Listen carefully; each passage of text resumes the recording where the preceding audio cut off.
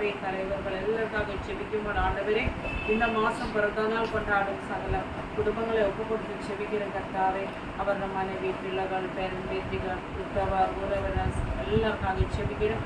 அதோடு சேர்ந்த கர்த்தாவே மார்ச் மாதத்தை விட சொந்த பந்தங்களில் யாராவது இறந்து விட்டார் அவருடைய ஆத்ம பாட்சிக்காக நீங்கள் செபிக்கிறோம் அப்பா. கர்த்தாவே கர்த்தாவே ஒவ்வொரு குடும்பங்களிலும் கர்த்தாவே பல பிரச்சனைகள்